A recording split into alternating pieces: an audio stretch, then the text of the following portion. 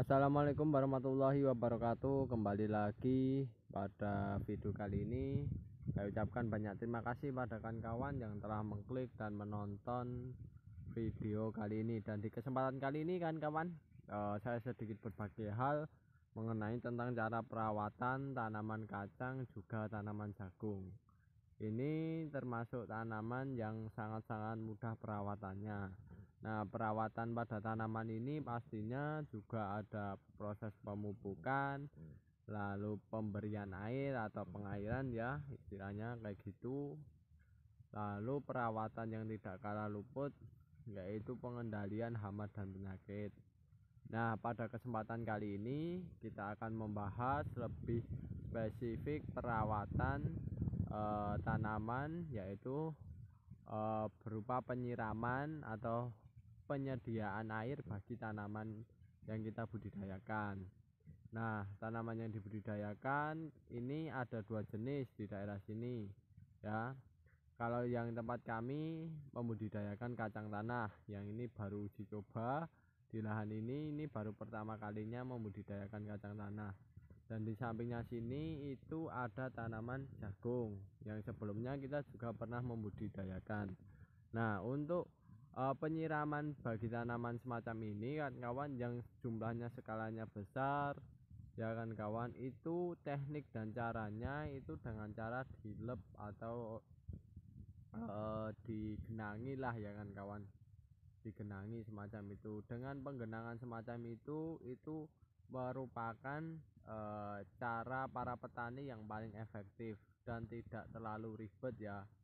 Kalau kita semprotkan ya, misalnya menggunakan air kita kocor pertanaman kayak gini, itu kurang efektif kan kawan ya, kurang efektif. Karena apa? Karena jumlah tanamannya banyak ya, apalagi lahannya hektaran. Nah, itu kurang efektif.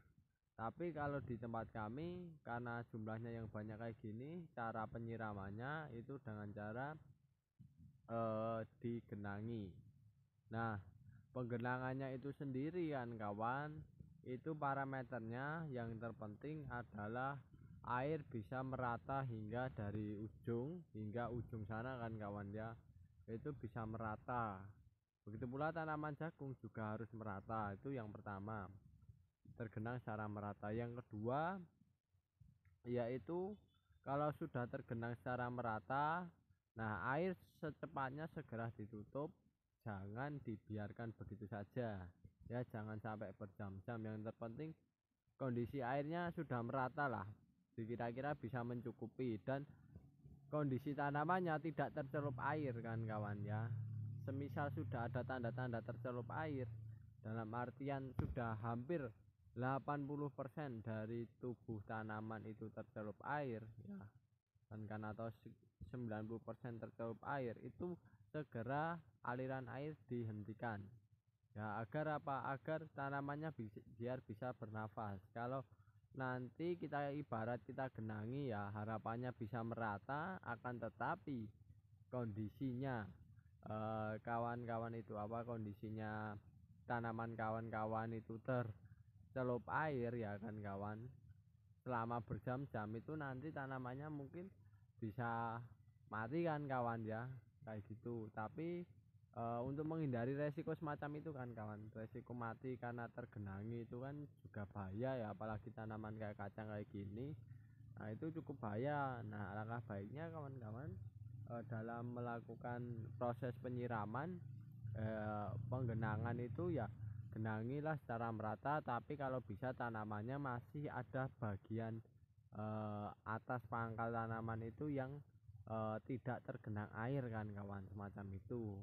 Misalnya ada ibaratnya masih setengahnya tergenang air ya tidak masalah, tapi yang terpenting jangan sampai tanamannya tercelup air secara keseluruhan.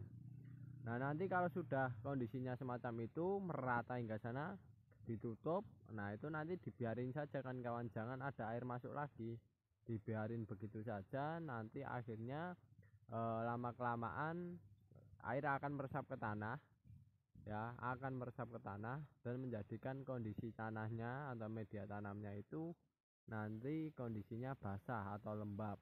Nah, itu biasanya bertahan Ya kalau paling cepat itu 3 hari ya, 3 hari. Tapi kalau lamanya itu kurang lebih 1 minggu. Nanti setelah 3 hari atau 1 minggu itu kondisi tanahnya sudah mulai mulai kering sekali kan kawan. Nah itu baru digenangi lagi ya kan kawan, semacam itu. Nah yang terpenting apa? Yang terpenting parameternya bukan masalah waktunya, parameternya untuk menggenangi air satu kondisi tanahnya kering atau tidak. Ya kalau sudah kering, apalagi di bagian dalamnya ya kan kawan, di bagian dalamnya itu kering, nah itu kawan-kawan harus cepat-cepat melakukan proses penggenangan. Nah semacam ini. Nah ini kan kawan ya, kalau gini, nah kan bisa buka. Nah kalau kondisi tanahnya di dalam ini masih basah ya, masih lembab kayak gini, sekiranya tanaman itu masih bisa bertahan ya tidak masalah, tidak digenangi. Tapi nanti kalau kondisinya sudah kering, segera digenangi. Biar apa? Biar nanti tanamannya bisa bertahan hidup, karena namanya tanaman pasti membutuhkan air, semacam itu kan kawan. Nah jadi parameternya berapa lamanya itu tergantung kondisi tanahnya ya, kalau mau dilep atau enggaknya, semacam itu. Tapi untuk cara mengetahui kondisi kering atau tidaknya itu kawan kan bisa menggunakan kayu dicoblos ya. Semisal ini ya saya umpamakan kayu ya, kayunya kayak gini. Nah kan bisa coblos kayak gini, nanti lihat kondisi kayunya basah atau tidak. Nah kalau semisal kering ya kawan-kawan segera menggenangi, itulah intinya kayak gitu.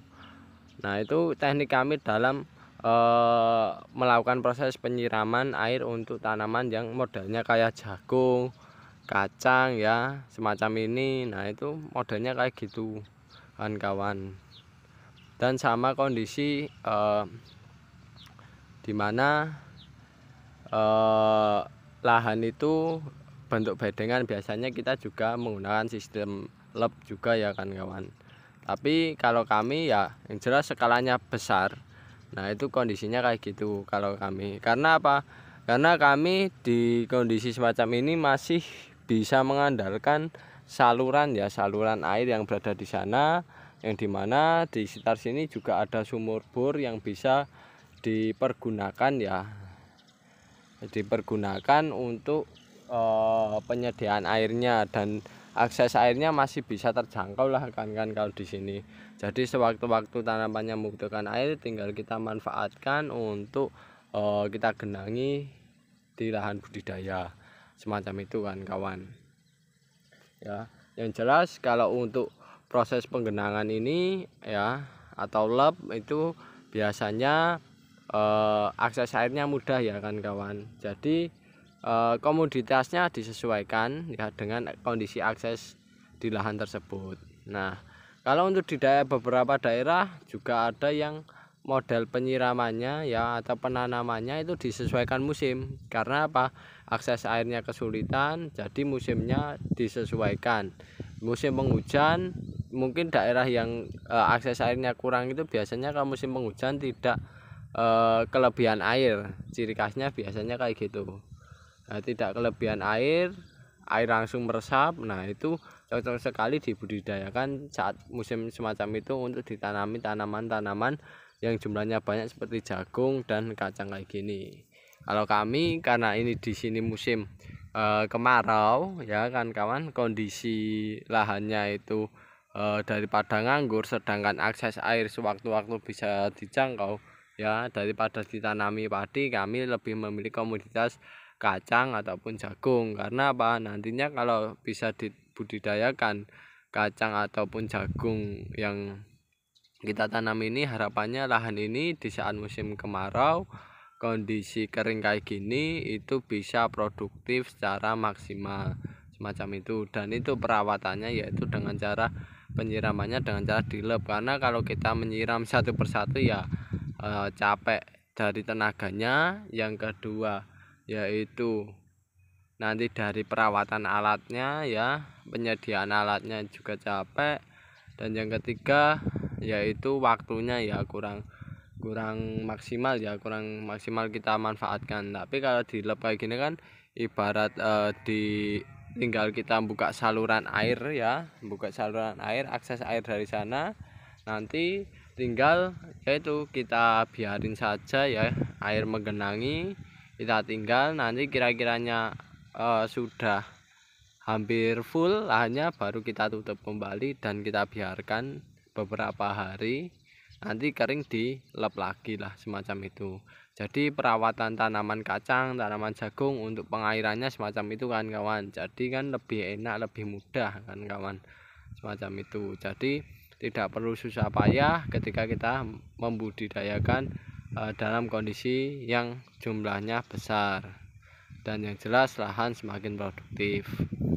Oke kan kawan, itu dulu informasi dari kami, metode perawatannya dalam proses pengairan untuk tanaman kacang maupun tanaman jagung. Semoga kawan-kawan terinspirasi pada video kali ini, bisa mempraktekkan di lahan kawan-kawan, dan yang jelas kawan-kawan